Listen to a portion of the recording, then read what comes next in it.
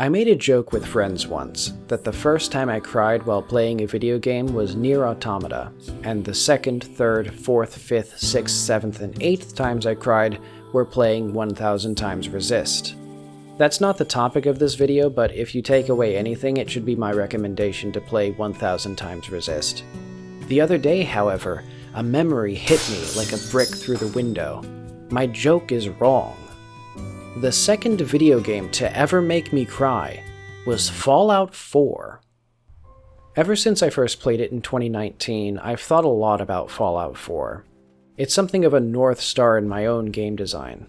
And I'm going due south, brother. I fucking hate this game. I got a tattoo of Todd Howard's face on my chest and I use it as a dartboard. I have mixed feelings about Fallout 4. So anyway, here's how a pencil in Fallout 4 made me cry. I was wandering around aimlessly, as you do, and I stumbled upon some weird little terminal. I investigated. It was a machine to return overdue books for rewards. Okay, some sort of collect-a-thon mini-quest. Look for the rare books that aren't burned to a crisp and bring them here for a reward. Pretty simple stuff. The game asks you to collect all sorts of things like this. It's a pretty silly idea, too. If you rewarded people for returning overdue books, that incentivizes them to not return their books on time. The library is going bankrupt. So what are the rewards? I'd only found a couple of these books in like 50 hours, so surely it's good. It was a pencil and some random toys. Video game? This is junk. This is complete junk. In the amount of time it took to find even one of these overdue books, I found all of these in spades. Pencils don't weigh anything, and it's still not even worth the time to click the button to pick them up. I think the shock that such rare items had such worthless rewards flipped a switch in my brain from video game logic to real-world logic. Of course these are the rewards. This machine was for kids. I suddenly remembered being in elementary school trying to decide what to get after reading Inkheart and getting a whopping 54 AR points. I remembered looking at all the little toys at the book fair. I remembered somehow always having a pile of glittery pencils and pencil toppers that just smudged the paper if you tried using them as an eraser. I could suddenly see the world where the kiosk exists. The library announces a new program due to the high number of overdue books. They're not only waiving overdue fees, but actually rewarding kids for returning their books. A little boy and his mom look around his room and find a couple of picture books they'd forgotten to return. Well, it's a great day to go to the library, isn't it? Pretty warm for October in Boston. They get to the library and he puts his books in the machine one after another. He looks at the prizes. Not enough for a toy car, but he sees a pencil with blue and silver stripes. Maybe some stars or something, I don't know. He likes it, so that's what he gets. He and his mother start walking home. And then the sirens start.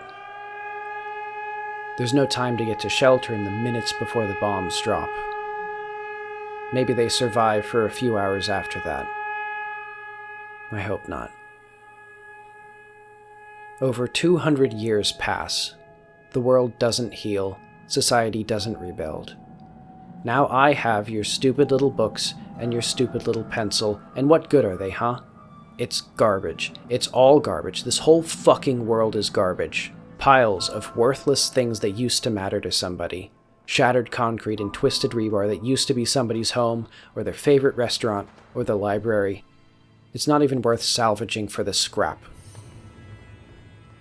Basically, all of that went through my head in the span of like 10 seconds and I started crying. It was the first time playing a Fallout game that the world felt like a place that was destroyed, rather than a video game playground or a world that's mostly moved on. That's not a knock on the first two games, by the way. These games show society rebuilding, and they're often called post-apocalypse for that reason. It's a bit odd that a book kiosk got that reaction from me, and not the intro that literally shows your home before and after being destroyed, nor all the journals and terminals of people suffering, nor all the other, way more explicit environmental storytelling showing people's lives shortly after the bombs fell. I think there's a few reasons. Part of it, I think, is that I don't really miss the old world of Fallout. Fallout's world building has two flavors: 1950s American ads with a dark twist, or 1950s American ads played completely straight. It's based on a fake vision of the world designed to sell Coca-Cola and radium pills. Admittedly, radium pills were more of a 20s thing. In the 50s they used radium nasal spray. Every song on the radio has some reference to bombs or nukes or uranium. All the trash cans are in the shape of bombs. Nearly all the products and ads have some reference to nuclear energy or bombs again. It's not a place, it's a satire with one joke. Even at its most sincere, it doesn't feel real. Your house doesn't look like a place people live, for example. This is a furnished walkthrough when a house is up for sale, with some tasteful clutter to show how the space can be used. The paintings are a hodgepodge of nondescript locations. There's barely any clothing in this tiny little closet, and almost no food in this tiny little fridge. And I'm playing a married man here. Where are my wife's 45 mostly empty bottles of hair products and lotions? It doesn't have those little details that make it feel real. Probably because, 1, it takes a lot of time to model those 45 mostly empty bottles, and 2, the playable characters are in an awkward middle ground between specific people and blank slates for the player. How many more details could they add about their lives without messing up the player's ability to create their own character? What if my guy's ugly and hates women? My immersion is already broken.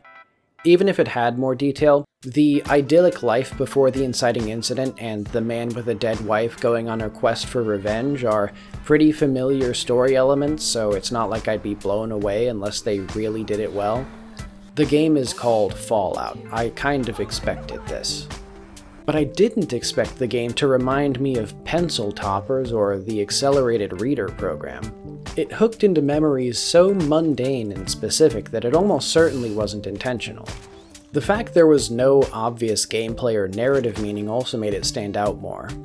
Everything has some function in Fallout 4. Even the junk items, virtually worthless in Fallout 3, are now the lifeblood of upgrades and customization. That's good for making them worth finding, but it kind of flattens the experience.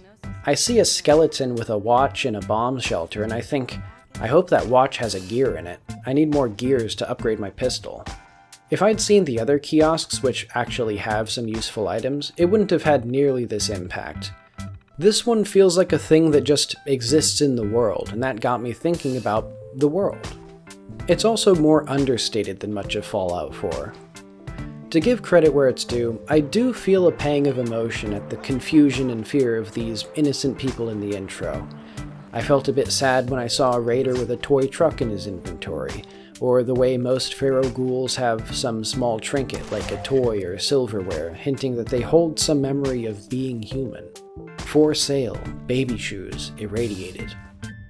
But it also kind of feels like the game is telling me to be sad. Most of the ghouls have the trinkets, I get it. After 200 years, you'd think they'd have cleared away some of the tragic skeletons and their tragic journal notes. You'll find these notes in terminals, and they're often kinda like, "Journal entry of Bob got nuked. I can't wait to get home to my lovely wife and 6 children on this fine day of October 23rd, 2077. What's that light on the horizon? Oh, fuck!" You know, it's clearly trying to be tragic. One of the values of show don't tell as writing advice is that putting in some work to understand something makes it stay in your mind longer.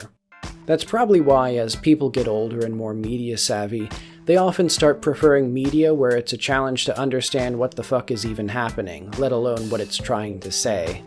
The game isn't literally telling me to be sad, but at a certain point showing is telling, and you have to start using metaphors and subtext and shit to keep my brain active.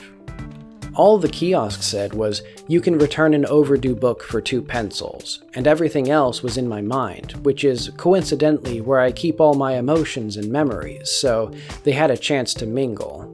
I think this moment wound up being more influential than I realized. I probably remembered it recently because I've been doing a lot of environment art for my own game, and I see ways that I've tried to capture this moment. You know, making things in the world as specific as I can to trigger the player's memories, presenting them with things that aren't meant to lead to gameplay rewards, but just to make the world more tangible and make you think about the lives of these people. Showing them things without comment and asking them to think about it on their own. Video games are weird.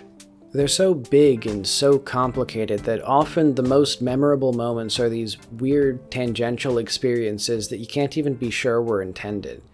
The second time I ever cried while playing a video game was stumbling into a loot table so bad I imagined being in an actual post-apocalypse and started crying. Todd, you fucking genius.